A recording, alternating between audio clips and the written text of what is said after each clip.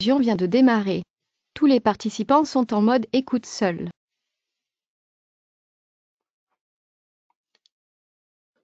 Bonjour à tous, je m'appelle Christophe.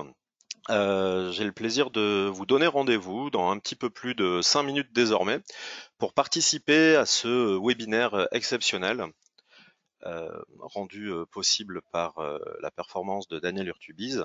Optimiser les projets collaboratifs avec Revit et BIM 360 Design en situation de télétravail. Voilà, je vous remercie, vous donne rendez-vous dans un petit peu plus de 5 minutes. À tout de suite. T'as pas écouté. T'as jamais écouté.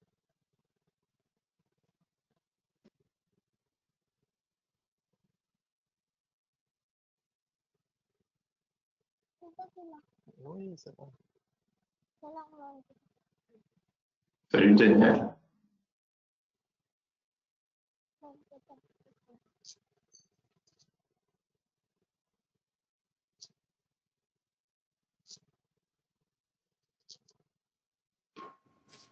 Bonjour.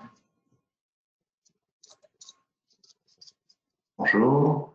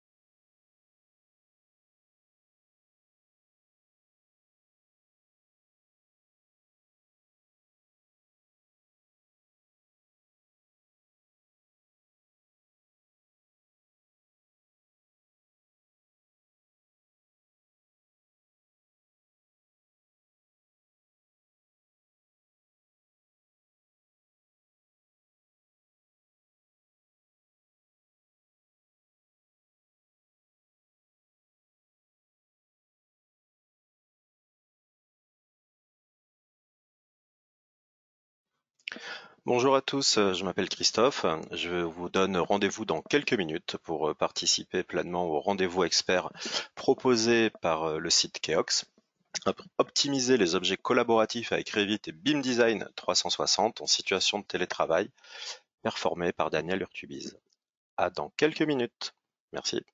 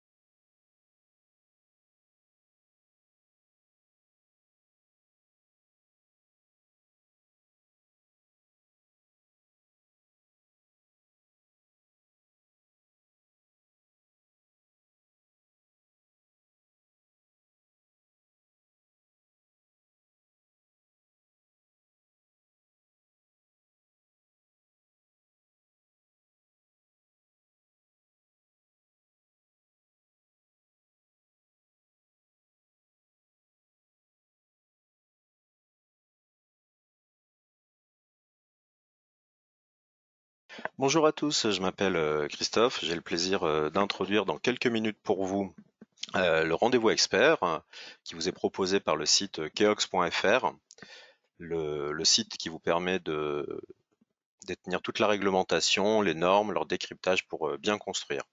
Ce rendez-vous expert qui démarre dans 2-3 minutes a pour thématique optimiser les objets collaboratifs avec Revit et BIM 360 Design en situation de télétravail. Rendez-vous dans 2-3 minutes. Merci beaucoup.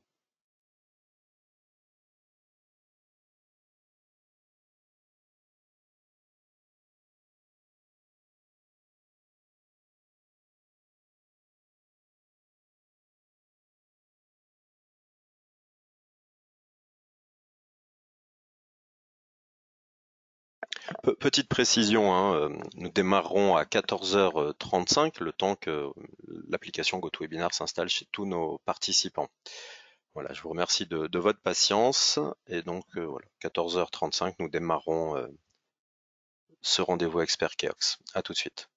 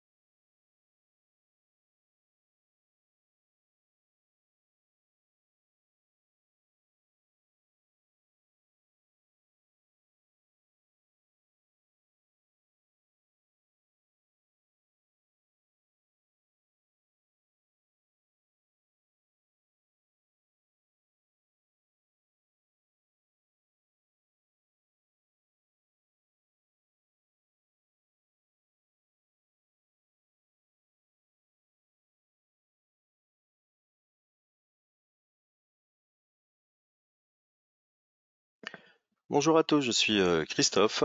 Je vous donne rendez-vous dans 2 petites minutes pour démarrer avec notre intervenant Daniel Urtubiz, pardon, ce rendez-vous expert Keox. À tout de suite, dans 2 minutes.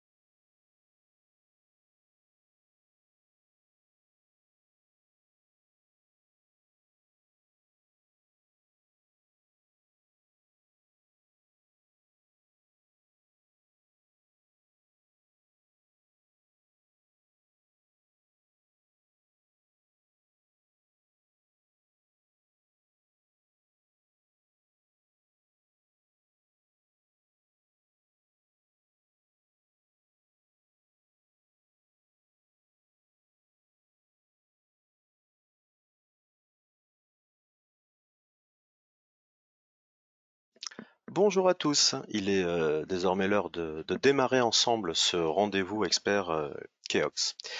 Face à l'épidémie de Covid-19, de nombreuses entreprises ont développé et mis en place le télétravail pour maintenir leurs activités. Des solutions collaboratives et agiles pour le BIM existent et des outils en ligne permettent de collaborer efficacement sur les projets de construction. Ce webinaire s'appuie sur l'une des solutions du marché, BIM 360 Design, dont Autodesk a eu la bonne idée d'en offrir la gratuité jusqu'au 31 mai 2020. Nous tenons à remercier Monsieur Urtubiz qui a accepté de nous faire part de son expérience et dont la réactivité nous a permis de vous présenter cette séquence en un temps record. À l'issue de la présentation, il y aura un échange de questions. Ces questions, vous pouvez les poser durant l'intervention et nous les reprendrons en fin de séance. Je laisse la parole à notre intervenant. Merci Christophe. Je vais passer tout de suite à cette slide. Bonjour tout le monde. Il y a plein de gens qui sont passés dans les questions dire bonjour. Merci déjà de prendre un peu de temps avec nous cet après-midi. Merci Christophe de tous les compliments. Merci Emmanuel Giacomo de Châtelet qui m'a contacté pour organiser ça. C'est aussi grâce à lui si on peut se faire ça cet après-midi. Si vous avez des questions, alors je pense que c'est assez clairement indiqué là, sur la slide. Si vous avez des questions, n'hésitez pas surtout. On va essayer d'y répondre pendant le défilement. Donc, vous appuyez sur la petite flèche orange, vous sortez l'endroit question, vous écrivez une question, et puis ben voilà, je les vois apparaître, donc j'essaierai d'y répondre au fur et à mesure des questions qui viendront. Mathieu, tu demandais est-ce qu'il y avait du son, je présume que là maintenant tu m'entends, ce doux accent alsacien. Je vais assumer que le son chez Mathieu fonctionne bien. Alors, je me présente, donc pour ceux qui ne me connaissent pas, Daniel Urtubise. C'est ma photo de confinement. Je fais une drôle de tronche depuis que je ne bouge plus de la maison.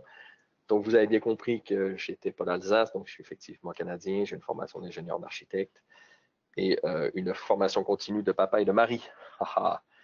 Je suis aussi cofondateur d'une société qui s'appelle DataShape. Donc, les gens qui font un peu de Dynamo, vous êtes probablement au courant et du package et de la boîte. J'ai aussi la chance d'être aussi le cofondateur de deux user groups qui sont à Paris, donc celui sur Revit. On a fait un webinaire justement la semaine dernière et on avait annoncé qu'on se verrait cette semaine.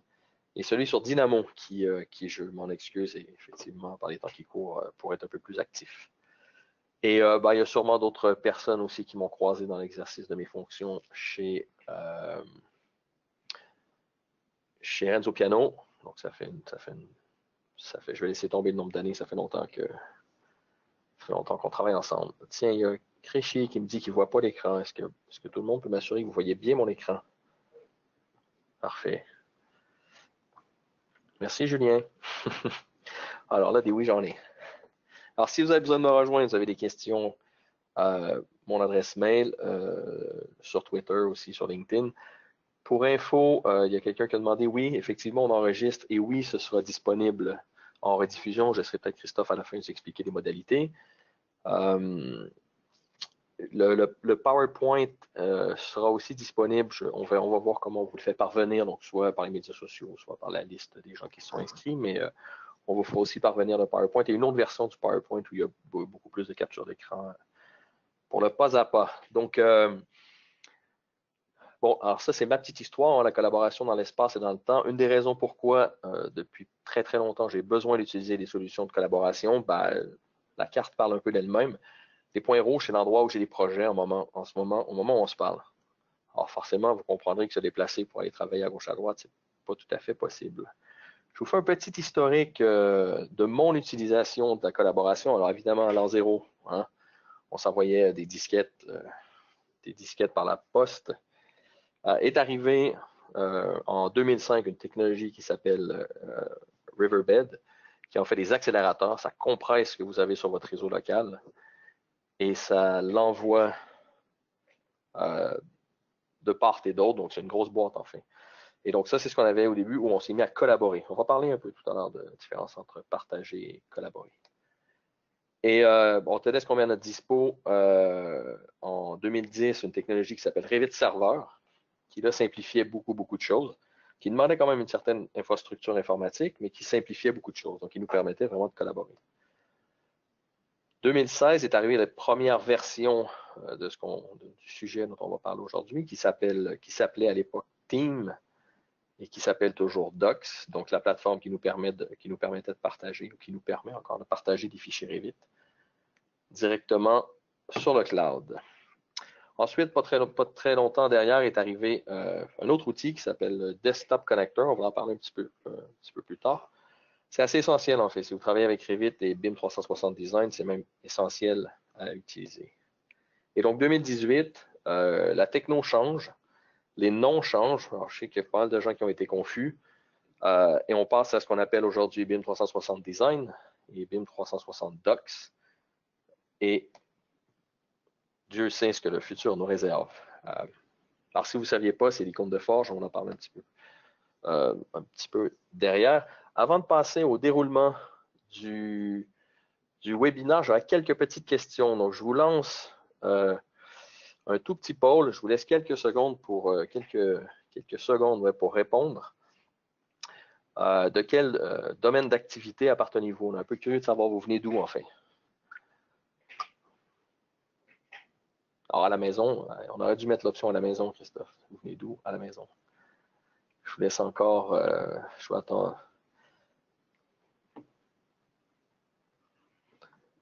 Bon, c'est gentil, vous répondez. Dès que j'atteins 75% des votes, on clôt. Voilà, parfait.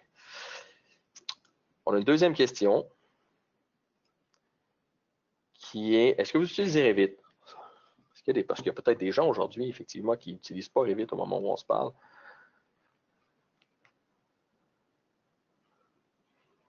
Voilà, ben, la grande majorité des gens, vous utilisez Revit, parfait. Ensuite, est-ce que vous utilisez Revit en mode collaboratif? Donc en réseau entreprise, donc vous êtes 3 ou 4 à travailler sur la même maquette sur votre réseau. Est-ce qu'il y a des gens qui ont une expérience Revit serveur ou même cloud? Et puis ben, une partie des gens qui n'ont pas, qui n'ont toujours pas d'expérience de collaboration.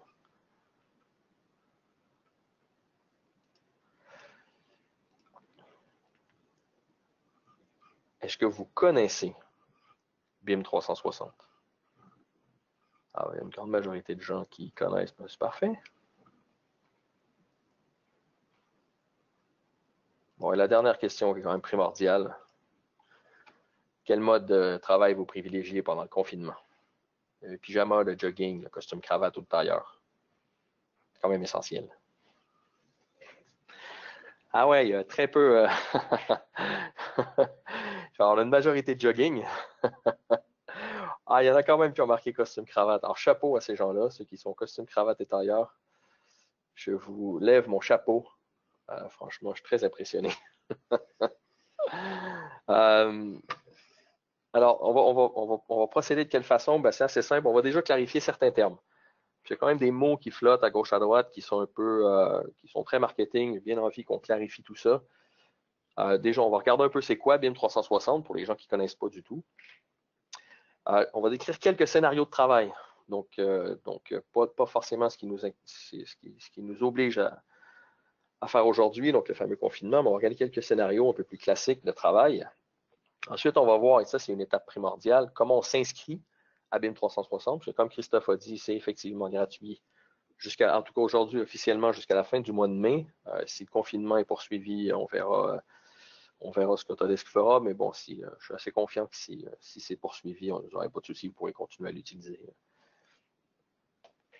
Et ensuite, la mise en place d'un premier projet. Alors, il y a une tonne de trucs à voir sur BIM 360. On n'a aujourd'hui pas le temps de faire ça.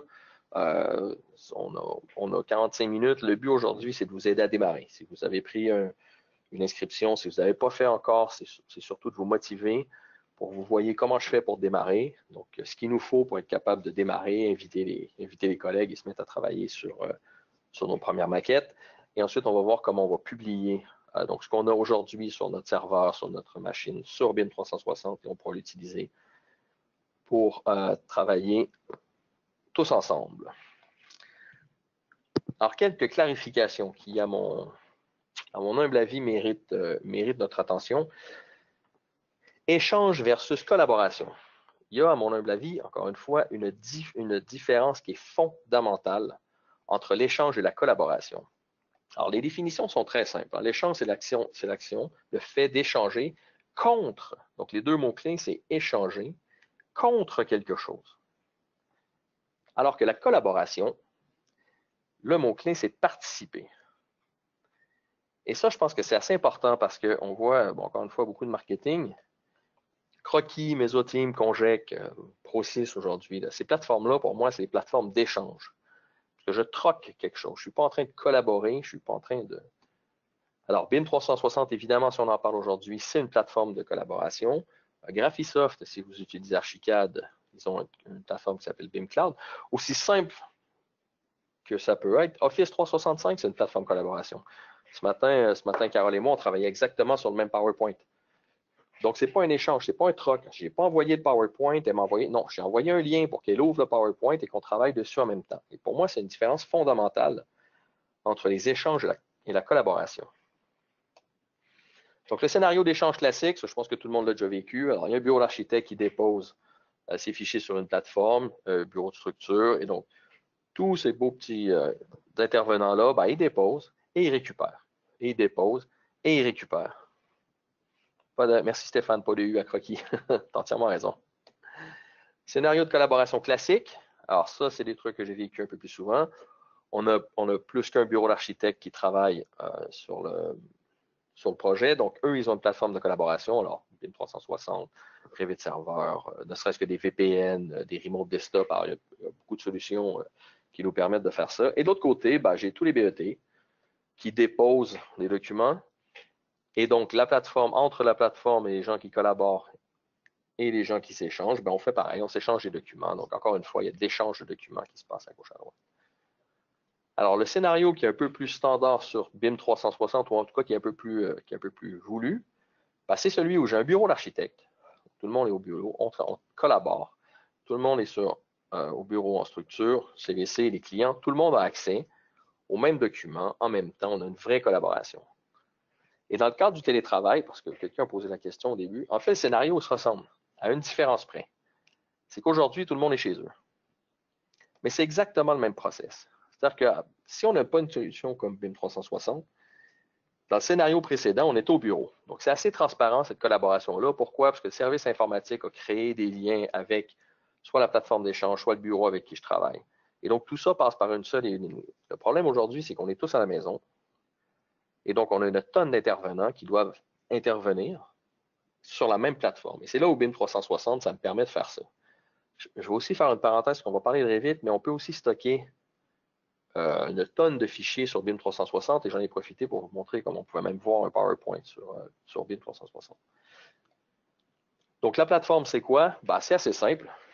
C'est une plateforme d'Autodesk qui s'appelle Forge. Donc, il y a un environnement de développement cloud dans lequel on va venir stocker nos données, qui, eux, sont stockés sur ce qu'on appelle BIM 360 Docs. Alors, Docs, c'est un module qui s'achète, qu'on paye, qui va venir gratuitement, qui est inclus dans l'abonnement BIM 360 Design qui vous est offert par Autodesk jusqu'à la fin du mois de mai. Ensuite, on a une partie, donc BIM 360 Design, qui, elle, me permet, Yamin qui veut que je souligne que c'est stockage illimité. Effectivement, sur les projets en BIM 360, le stockage est illimité. C'est un bon point. C'est-à-dire qu'il n'y a pas de souci de sauvegarde, il n'y a pas de souci d'espace. Tout le monde a ça dans ses réseaux locaux. Ce n'est pas un problème sur BIM 360. Donc, Design, c'est la partie Revit, donc celle qui me permettra d'avoir plusieurs intervenants qui travaillent sur le même fichier Revit. Et donc, il y a des modules qu'on ne va pas voir aujourd'hui qui sont coordination, donc qui parlent un peu d'eux-mêmes, qui font la détection d'interférences. Il y a un module qui s'appelle Build.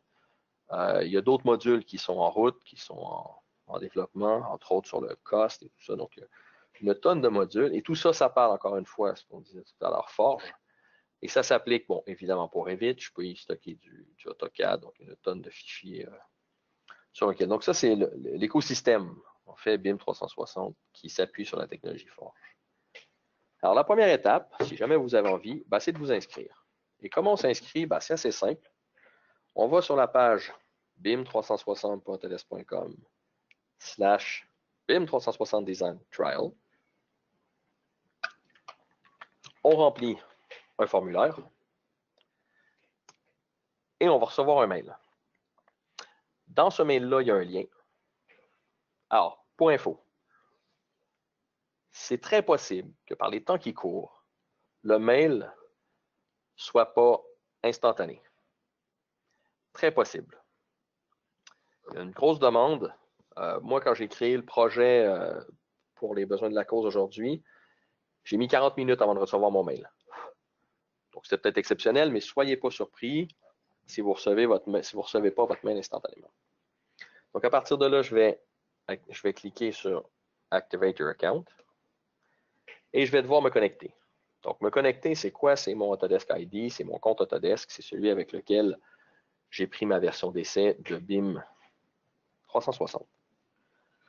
Cette partie-là, je l'ai fait en PowerPoint, évidemment, parce qu'on arrive, encore une fois, comme je vous disais, le délai de livraison du mail étant variable. J'ai préféré que ce soit un peu plus statique, question de ne pas avoir de soucis.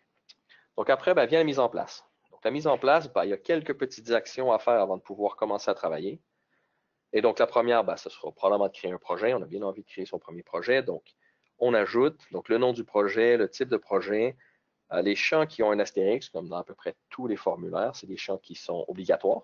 Donc vous allez devoir les remplir. Sinon, les autres, ce n'est pas nécessaire. Et tout en bas de la boîte de dialogue, il y a un petit bouton qui s'appelle Enregistrer et continuer. À partir du moment où vous avez créé votre projet, il va falloir activer les services. Alors, les services, c'est ce qu'on a vu tout à l'heure. La base de tous les projets, c'est Document Management. Donc, c'est la partie BIM 360 Docs. C'est celle-là qu'il faut absolument activer. Donc, avec le compte que vous avez créé, évidemment, vous allez activer le service. Et quand celui-là sera activé, donc vous voyez juste ici, j'ai ces boutons verts actifs. C'est pareil. Par les temps qui courent, ça peut prendre 2 minutes. Comme ça peut en prendre 15. Donc récemment, c'est un peu plus long. Alors, ça ne va pas prendre une journée. Soyez patient, attendez un peu, parce que de toute façon, tant que Docs n'est pas activé, vous ne pourrez pas activer Design Collaboration. Donc à partir du moment où Design Collaboration est activé, on fait OK et j'ai donc mon premier projet qui est créé. À partir de là, on va passer en live.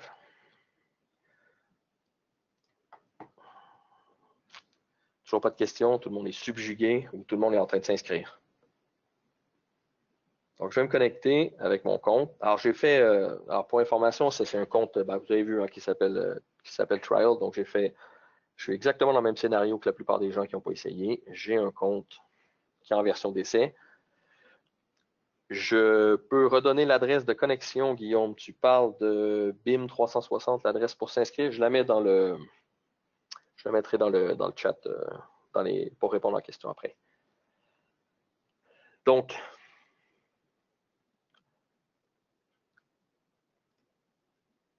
il y a 9 petites pastilles qui sont là. Vous voyez, c'est les différents services auxquels vous avez accès. Donc, je vais juste vous montrer. Alors, sous Account Admin, c'est là où on gère le compte BIM 360 de votre entreprise. Donc, si vous êtes Bouygues Construction, ici, vous voyez Bouygues Construction. Donc, j'ai la liste de mes projets qui va apparaître. J'ai les membres. J'ai les sociétés et les rôles. Je vais juste jeter un coup d'œil à sociétés et rôles. On va y revenir parce que c'est assez important. Alors, déjà, les sociétés. Quand vous allez créer un membre, c'est impératif qu'il ait une société pour que vous puissiez attribuer les droits dans les dossiers.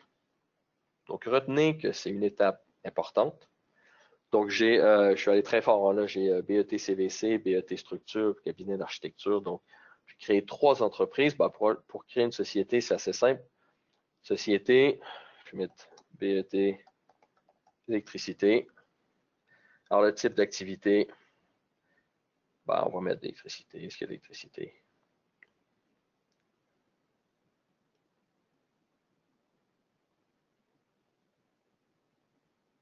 Bon, allez, je mets comme l'adresse si vous avez besoin et j'enregistre. J'ai ma nouvelle société qui est créée. Le deuxième endroit qui nous intéresse, c'est les fameux rôles. Personnellement, encore une fois, c'est personnel, je préfère gérer les attributions de droits dans les dossiers à partir des rôles et non pas des sociétés. Pour la simple et unique raison que je reviens par exemple au scénario architecture tout à l'heure. Dans beaucoup de cas, on a un ou plusieurs bureaux d'architectes qui travaillent exactement sur les mêmes maquettes. Ce qui veut dire qu'au lieu de gérer un bureau d'architecte A, bureau d'architecte B, comme société, je vais simplement gérer le rôle architecte. Donc, s'il y a des rôles qui nous manquent, on peut évidemment les créer. Donc, je vais créer le rôle à créer. Mais ça, c'est assez important. Les rôles et les sociétés sont créés au niveau du compte. Donc, ils seront disponibles dans tous les projets. Ce qui est plutôt utile. Donc, je vais revenir à projet. Alors, j'en ai juste un. Je n'avais pas trop de budget cette semaine. Donc, je me suis créé un premier projet dans lequel je suis venu ajouter des membres. Pour ajouter des membres, Qu'est-ce que je pourrais mettre? Ben, je vais mettre mon email DataShape. Alors, je m'invite. Il suffit de taper l'adresse. Et à partir de là, d'assigner une société. Si elle n'existe pas, c'est possible de la taper. C'est bien que je tape comme il faut en plus. Hein. Et mon rôle, donc je mettrai BIM Manager. Et mon rôle, alors le rôle par défaut, va aussi renseigner quels services sont disponibles pour moi. Donc le BIM Manager, évidemment, il a accès à administration du projet, à Insight, à Docs et à Design Collaboration. Donc je m'ajoute au projet. À partir de ce moment-là, je reçois un email qui me dit « Vous venez d'être ajouté au projet, mon projet ». Je clique dessus et ça m'amène dans Docs. Donc je vais arriver à cet endroit. Donc je vais passer à Docs. Vous avez des questions jusque-là où ça va? C'est plutôt simple. Plutôt tranquille côté questions. Alors je passe à Docs. Alors le module Docs, c'est la partie, j'hésite à dire gestion documentaire parce que ce n'est pas une GED. Contrairement à d'autres plateformes dont on a parlé un peu plus tôt. Donc, la partie doc, c'est quoi? Ben, c'est déjà l'endroit où je vais stocker mes fichiers. Ce qui est assez important, vous allez remarquer tout de suite, dès que je démarre un projet, j'ai deux endroits. J'ai un module qui s'appelle plan et j'ai un module qui s'appelle fichier de projet. Et il y a une différence qui est absolument fondamentale et je vais vous montrer fichier PowerPoint. Alors, si vous avez un abonnement Office 365, il est intégré directement dans Docs. Ça veut dire qu'à partir de là, alors là, je n'ai pas d'abonnement sur ce compte-là, mais à partir de là, si je fais Edit, je vais tomber sur ce qu'on appelle du Office Online et je pourrais éditer le document directement en ligne. Alors, la différence entre plan et fichier de projet, c'est assez simple. Cette ligne-là, je pense que c'est la plus importante. Déjà, il n'y a que quatre formats de fichiers que je peux déposer dans le plan. Je peux y mettre des IFC, je peux mettre de l'AutoCAD, du PDF ou du DWF. Il n'y a que ces quatre-là. Alors que dans fichier de projet, je ne sais pas où on est rendu la liste, mais la dernière fois que j'ai regardé, on était au-dessus d'une centaine de fichiers, de formats de fichiers que le viewer est capable de supporter. Et l'autre particularité de plan, c'est que les fichiers que je vais déposer vont être automatiquement décomposés. Ça veut dire quoi? Ben, ça veut dire que dans un fichier Revit, donc si je dépose un fichier Revit, la partie plan va m'extraire tous les vues, que ce soit des vues 2D, que ce soit des feuilles, va m'extraire tous les vues pour en faire des éléments individuels qui seront disponibles dans plan. Ce sera pareil, par exemple, pour les PDF ou pour les AutoCAD ou pour les DWF. Alors que la partie fichier de projet, c'est plutôt la partie où il y a, ben, comme c'est inscrit, mes fichiers courants. Je mets un bémol à ça parce qu'on va en parler. Vue, oui Mathieu, vue et feuille. Dans le code Revit, c'est vue et feuille. Parce que les feuilles étant une vue, ça répond à la question. Donc, les données de production seront là. Ben là, vous voyez, par exemple, j'ai un fichier PowerPoint. Alors, on peut imaginer que je peux avoir des fichiers Word, que je peux avoir des fichiers Excel, évidemment. Donc, j'ai commencé à créer une arborescence dans mon fichier de projet. Encore une fois, ça, c'est des choix très personnels. Alors, nous, on aime bien organiser. Alors, on a une section pour tout ce qui est fichier Revit, pour ce qui est documents, pour ce qui est synthèse, pour les livrables, les archives. On a mentionné tout à l'heure, merci Amine, effectivement, le stockage est illimité, donc archiver des trucs, c'est quand même très bien. Donc, dans ma section Revit, j'ai créé des sous-dossiers. Alors, j'en ai un qui est commun. J'en ai un pour chacune des disciplines. Bon, il me manque l'architecture. Donc, je vais aller le créer. Pour le créer, les trois petits boutons, j'ajoute un sous-dossier que je vais appeler 10 architecture. Après avoir créé le dossier, il me reste à gérer les autorisations. Et les autorisations, ben, c'est pareil, les trois petits points qui sont là. Donc, je vais revenir à Revit et je vais gérer les autorisations. Alors, encore une fois, ça, c'est mon utilisation et ma façon de voir les choses. À la racine de Revit, donc au départ, je viens ajouter les différents rôles et je leur donne simplement l'accès. Alors, vous voyez les différentes méthodes. Donc, Je leur donne simplement accès en affichage et en téléchargement. Ça veut dire quoi? Ça veut dire que tout le monde sera capable de voir dans les dossiers de tout le monde et de télécharger au besoin. Et ça, c'est la base pour chacun des rôles. Ce que je vais faire ensuite, c'est que je vais venir raffiner. Alors, pour l'archi, par exemple, comme c'est son dossier à lui, on sait qu'il a besoin d'écrire, je vais venir changer ses droits pour lui donner affichage, téléchargement, chargement, modification. Grosso modo, c'est son dossier, il pourrait y faire à peu près ce qu'il veut. Et donc, pour la structure, vous aurez compris que je fais la même chose. Pour la structure, ben, je vais simplement venir dire, ça va permettre aux gens qui sont en structure de sauvegarder leurs documents dans le dossier structure, mais de quand même venir lier des fichiers qui seraient ailleurs, comme par exemple les fichiers archi. Je vais assumer que c'est bon pour tout le monde. C'est plus difficile quand il n'y a pas de feedback.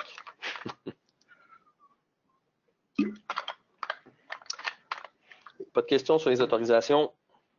Tout se passe bien? Génial. Ah, c'est gentil. Ah, c'est trop de compliments. Arrêtez, j'en peux plus. Donc, j'ai déjà les fichiers qui sont là. On va parler de la publication à travers Revit dans 2 secondes. Mais qu'est-ce qui se passe quand je publie un fichier sur Docs? Ben, si je clique dessus, tout simplement, je vais y avoir accès. Je vais y avoir accès, donc je vais avoir accès à tous les vues que j'aurais choisi de publier. Donc, dans mon cas, et on verra dans Revit comment on choisit, dans mon cas, j'ai publié une vue 3D d'un bâtiment que vous connaissez sûrement, truc de dingue qui nous est fourni par nos amis d'Autodesk, et des feuilles. Alors, j'ai publié des feuilles, je peux publier des vues aussi, au besoin. Ce qui n'est pas à négliger aussi comme petit détail, à partir de là, je peux imprimer. Donc, les gens, par exemple, qui vous disent, est-ce que je peux avoir un PDF, s'il vous plaît? Ben, vous pouvez aisément les rediriger vers BIM 360 en disant, pas de souci, la dernière version à jour est dans Docs et vous pouvez la récupérer à partir de là. Donc, il y a aussi des outils de markup. Ça fait pas c'est pas le but de notre présentation d'aujourd'hui, mais il y a des petits outils de markup, bon, les trucs assez standards. Si vous avez déjà utilisé un viewer en ligne, c'est à peu près le même genre de trucs qui sont disponibles. Je vais attirer votre attention sur le V3 qui est là. C'est la 3e version que je publie. Et ça aussi, c'est assez important, ça rejoint le commentaire sur le stockage illimité. À tous les fois que je vais publier, BIM 360 va me stocker une version. Donc, je ne suis pas limité. Et en gros, je vais pouvoir la copier, je vais pouvoir la télécharger ou la rendre actuelle. Ce qui veut dire que je pourrais revenir sur une version antérieure. Je peux aussi comparer les versions. Peut-être qu'on aura l'occasion de faire un autre webinaire où on pourra parler peut-être de workflow un peu plus en détail. Il faut avoir le même nom de fichier. En fait, oui, effectivement, Mathieu, il faut avoir absolument le même nom de fichier, c'est essentiel. À un détail près, c'est-à-dire que tu peux renommer le fichier dans BIM 360 et le réouvrir dans Revit, et pour BIM 360, c'est le même fichier. Alors, ça aussi, c'est assez intéressant. Si je suis dans Structure et que je lis un fichier qui est Architecture et qui est dans BIM 360 et que je viens changer son nom, tous les liens vont être mis à jour. Les plans 2D ont été récupérés directement. En fait, les plans 2D, et on va voir tout à l'heure, ils sont publiés à partir de Revit. Dans Revit, je vais décider quel élément 2D je veux publier et rendre disponible sur Docs. Est-ce que je peux partager des deep links vers des documents? Alors, je ne suis pas sûr de savoir si on parle de la même chose. Je peux permettre depuis pas très longtemps à des gens qui n'ont pas accès à la plateforme de venir télécharger des documents. Ça, c'est assez nouveau. Ça doit, si je dis pas de conneries, là, ça doit dater d'environ 2 semaines. Guillaume, moi, je parle des fichiers liés. Donc, si j'ai mon fichier architecture qui est lié dans Structure et que en architecture, je viens sur BIM 360 le renommer, le lien dans Structure sera renommé aussi. Il n'y a pas de recharger à partir de ce que vous avez sûrement vécu en local. Je vais passer sur Revit. Donc, sur Revit, ça se passe comment? Bon, ben, déjà, je vais aller publier un fichier. Donc, je vais aller ouvrir un fichier qui est sur mon bureau, qui est mon fichier archi. Donc,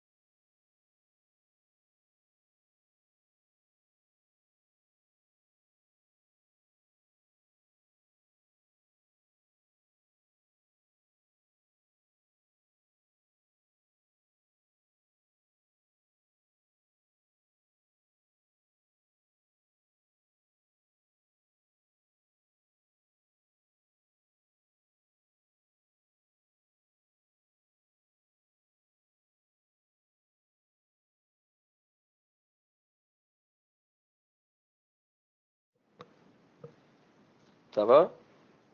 Ouais, son est de retour. C'est bon, Michael, je compte sur toi pour me dire que le son est de retour. OK. Peut-on stocker les familles dans BIM 360 et les insérer dans un fichier depuis l'interface de Revit? La réponse est oui, et tout ça, ça se fait à travers le Desktop Connector. Je continue parce que Mathieu, ça va répondre à ta question. Donc, non, il n'y a pas un plugin dans Revit pour la liaison avec BIM 360. C'est ce dont je parlais tout à l'heure, le Desktop Connector. Donc, ce que je vais faire, c'est que je vais aller publier sur le cloud. Donc, BIM 360, mon compte, ce que j'ai créé ce matin, mon projet, et là, je vais naviguer mon arborescence. Je vais aller dans Revit, je vais aller dans mon dossier archi. Je vais juste faire attention pour changer le nom parce que j'étais sur ma copie locale et je vais initialiser le processus. Et là, ce qui se passe, c'est que mon fichier qui est en local est transféré sur BIM 360 Design et va être publié une première fois sur Docs.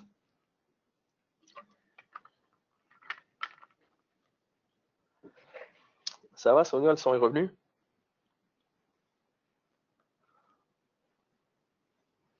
Ben, soit c'est pas revenu chez vous et tu m'entends pas. OK. Non, le fichier n'est pas détaché, Guillaume. Là, il n'est pas détaché du tout. Je fais juste l'ouvrir et je publie. Donc, je n'ai pas besoin de détacher. Je n'ai pas de manip spéciale à faire. J'ouvre le fichier et je collabore directement dans le cloud. Alors, c'est fait. Alors, là, à partir de ce moment-là, ben, c'est exactement comme ça se passait sur votre réseau, c'est-à-dire que je peux sauvegarder ma copie locale ou je peux synchroniser. La boîte de dialogue de synchronisation, quand c'est lancé, est un petit peu différente. Moi, je la préfère de loin. J'ai un peu plus d'infos. Mathieu, on enregistre le webinaire, donc tu pourras le récupérer derrière si tu veux refaire la manip lentement. Et donc, mon fichier, alors pareil, hein, je suis propriétaire, j'abandonne les données, tout est maintenant sur BIM 360. Donc, je vais revenir dans mon dossier archi. Et donc, j'ai mon fichier qui est en traitement. Bon, ça prend quelques minutes, donc je vais revenir à Revit. Et pour ouvrir un fichier maintenant qui est sur BIM 360 Design, j'ai une petite interface qui est ici, qui me montre mon compte et mon projet. Je clique sur mon projet. Encore une fois, la même arborescence. Pas de surprise. Project Phase. Je vais dans Revit, Archi, et je retrouve mon fichier. Quelques petits détails. Les options pour ouvrir un fichier, vous vous souvenez, ils sont ici maintenant. Les 3 petits points. Donc, ma gestion des sous-projets à l'ouverture. Tout est ouvert, tout est modifiable, spécifié. Vous avez des soucis. Et je vais revenir à publier. On va aller faire une publication tout à l'heure. Donc, je vais tout ouvrir hein, parce que là, pour le coup, il n'y a quand même pas grand-chose. Existe-t-il un document résumé de l'utilisation de BIM? Écoute, Fabien, je te dirais que ce qui est probablement le plus simple, c'est d'aller sur le blog des garçons qui s'appelle Village BIM, où ils ont une tonne de trucs. Et puis cette année, ils ont aussi, ils se sont donné le mandat d'en mettre encore plus. Donc, il y a une tonne d'informations sur Village BIM. On pourra le référencer. C'est assez facile à trouver. Là. Autodesk Village BIM, et c'est le blog des gens de chez Autodesk France, là, où il y a effectivement une tonne de documentation qui sont vidéos, écrites, de documentation qui est pas mal. Donc, j'ai ouvert mon fichier à partir de BIM 360 Design. Alors, c'est pas un projet transcendant, hein, c'est un truc que vous avez déjà vu. Et personne n'est surpris. Donc, je bosse, je synchronise. Ouais, Michael, merci, Michael, c'est gentil. Je synchronise comme j'ai toujours fait. Hein, donc, je enregistre ma version locale. Je synchronise en ligne, donc sur le cloud. On peut effectivement, à partir de ce moment-là, être plusieurs à travailler dessus. Et la publication. Alors, ce qu'il faut savoir déjà, c'est que tout ce qui se passe dans Revit, c'est un peu comme Vegas. Tout ce qui se passe dans Revit, ça reste dans Revit. Jusqu'à ce que je publie sur Docs. Donc, BIM 360 Design, c'est un espace. BIM 360 Docs, c'est un autre espace. Et si je n'ai pas une licence de BIM 360 Design, je n'ai donc pas accès à Revit, je n'ai accès qu'aux versions qui sont sous Docs. Et pour publier sous Docs, je dois déjà, régler les paramètres de publication. Donc, les paramètres de publication, c'est quoi? Je vais renommer le jeu en publication BIM 360. Si je mets un espace, ça va être mieux. et je vais choisir les vues que je veux publier. Donc, je vais aller, par exemple, les vues 3D qui sont dans mon modèle, je vais prendre celle-ci. Je vais choisir les feuilles qui sont dans mon modèle, j'en ai que 2. Alors, je peux aussi choisir des vues, des élévations, des courbes, des trucs. À moi de décider ce que j'ai envie de publier. Alors, je peux publier 2 plans, par exemple. Et je vais enregistrer. Quand ça c'est fait, je viens de créer un jeu de publication. Je suis prêt à synchroniser. Donc, je synchronise. Donc, j'envoie les changements dans ma maquette en local sur BIM 360 Design qui est sur le cloud. Et à partir de là, je serai prêt à publier. Juste avant, je vais vous montrer une toute petite chose. Je vais aller dans ma vue 3D. Je ne m'occuperai pas des sous-projets. Je vais juste vous montrer comment lier un fichier. Donc, je vais venir lier un fichier.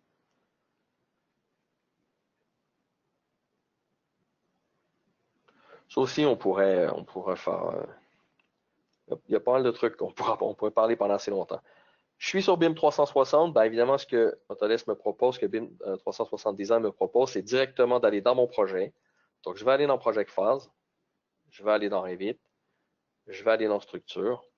Et je vais lier le fichier structure. Dans ce cas-ci, bon, je vais essayer origine. Vous savez comment ils s'emboîtent tellement bien, ces deux fichiers. Et c'est comme ça que je lis les autres fichiers qui sont sur BIM 360.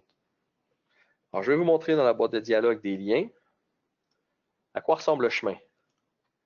On est tous habitués à voir des chemins qui sont sur notre réseau, mais en fait, le chemin est un peu différent cette fois. Il est ici. Le chemin, il est sur BIM 360, 2 points, et mon projet, et voici mon fichier. Je vais fermer, et comme d'hab, vous savez, quand je ferme, je synchronise, c'est très important. Donc, je vais synchroniser, et je vais vous montrer où est-ce que je peux publier. Donc, prendre ce que j'ai fait dans Revit, donc sur BIM 360 Design, et l'envoyer dans Docs.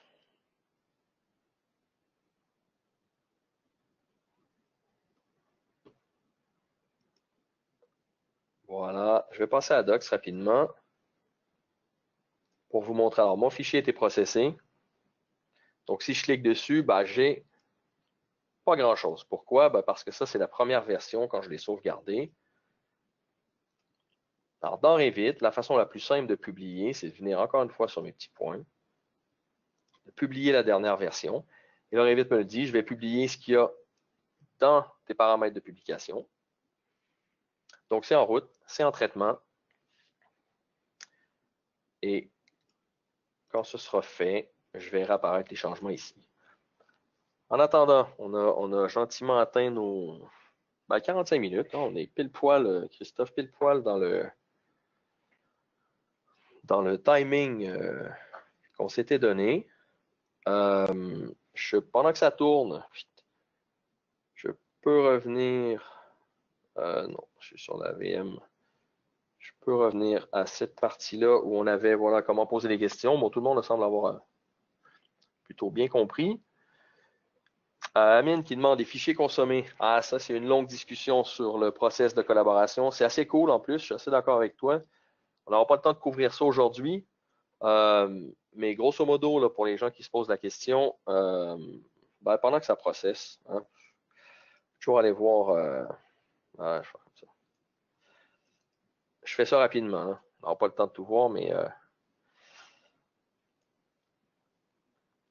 Christophe, peut-être que tu peux répondre où est-ce que la session sera partagée? Oui, Daniel, bien évidemment, je peux répondre à ça. Bonjour, je suis Christophe Vitiello, directeur marketing de Keox, donc le site internet qui propose à ses abonnés des rendez-vous experts. Alors, pour les abonnés, la captation vidéo sera enregistrée dans la partie Mes webinaires de mon compte. Pour celles et ceux d'entre vous qui n'êtes pas abonnés, je vous remercie dans les commentaires ou dans les questions de me signaler que vous souhaitez une réception de la captation vidéo. Et comme le disait Daniel auparavant, exceptionnellement, On fera également en sorte de vous envoyer le PDF que Daniel Urtubise vient brillamment de vous présenter. Voilà, donc captation vidéo et PDF.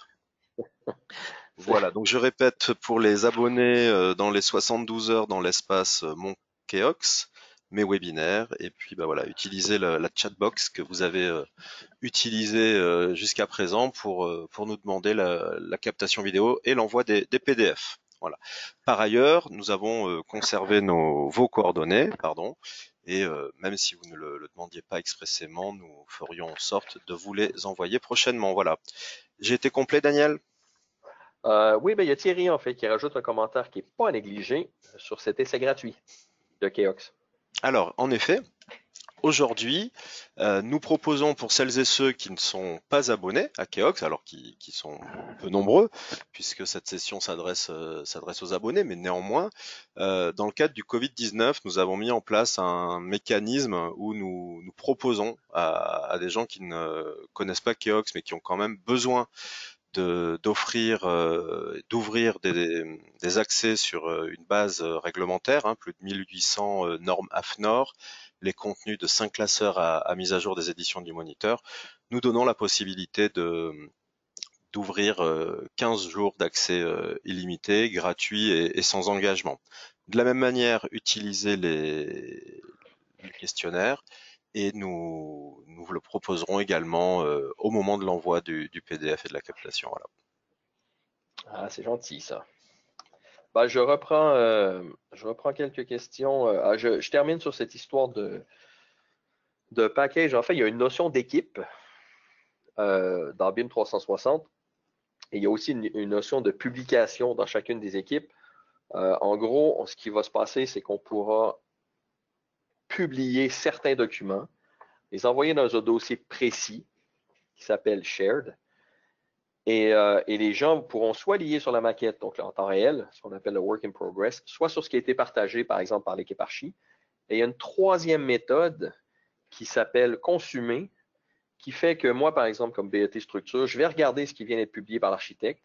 À partir du moment où je dis OK, parfait, ça me plaît, je les consume, donc ça les amène dans mon espace à moi et je lis mes fichiers dessus, ce qui fait que je garde le contrôle total sur quand je fais les mises à jour. Mais encore une fois, bon, on pourra en reparler, ça pourrait faire partie d'un autre webinaire. Il y a François qui demande: Salut Daniel, peut-on publier les versions locales avant de synchroniser? Je ne suis pas sûr de comprendre. Si tu peux extrapoler, ça me va.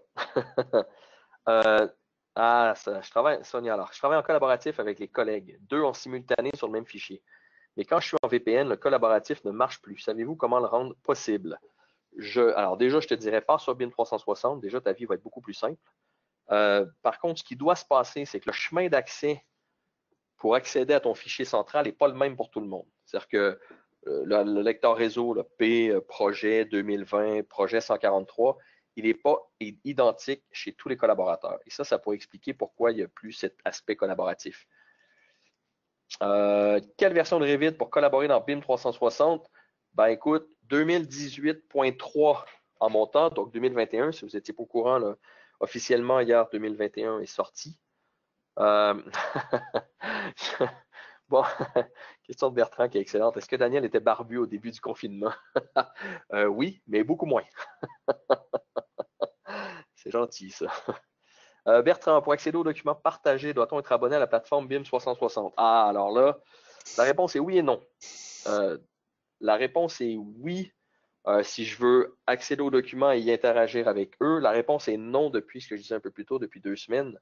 On peut maintenant faire des liens pour permettre à des gens qui sont extérieurs à la plateforme, qui permettent de récupérer les fichiers sans avoir un accès. Peut-on se créer une vue d'assemblage dans BIM 360 avec plusieurs fichiers Revit publiés dans... Alors Benoît, la réponse est oui dans le module collaboration. Par contre, tu peux aussi le faire dans tes fichiers à toi. Donc, te faire des vues par exemple de coordination où tu lis les fichiers que tu as besoin et les publier sur Docs. Oui, Amine qui répondait. Puis hop, est-il possible de récupérer tous les dossiers de fichiers enregistrés sur Docs et ou BIM 360?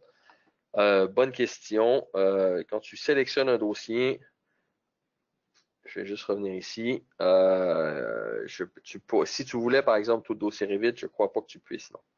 Après, tu pourras prendre le contenu. Alors, si j'avais plus qu'un fichier, je pourrais prendre récupérer. Je vais vous montrer la publication.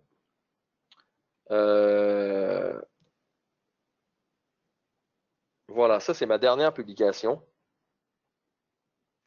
Donc, vous vous souvenez, j'avais choisi la vue 3D. J'avais aussi choisi quelques vues 2D. Donc, des feuilles et des vues. Voilà, donc c'est le contrôle sur la publication. Je vous passe un dernier petit sondage là, pendant qu'on est là. Et question de savoir si les gens en général, vous préfériez bénéficier de l'offre. Je pense que c'est plus simple. Si la majorité de gens nous répondent oui, on va juste simplement envoyer un lien à tout le monde et puis hop, comme ça sera réglé. Ben là, ouais, voilà, c'est une majorité même écrasante. J'attends un peu, je laisse voter, puis. Ben voilà. Ah ben Stéphane qui dit déjà abonné. J'ai posé la question à Autodesk, comme je fais déjà ma licence de BIM 360 Design, est-ce que ça veut dire que mon mois d'avril et mai sera gratuit? J'ai eu droit à un sourire, mais pas de réponse. Et ben voilà, une grande majorité des gens qui préfèrent, qui sont d'accord avec l'abonnement, donc je pense que c'est un peu réglé. Ben voilà, donc si tout le monde si la question-réponse est terminée, bon, dans la mesure du possible, ben, je vais dire un gros merci à nos amis de Keox, c'est super gentil de m'avoir eu.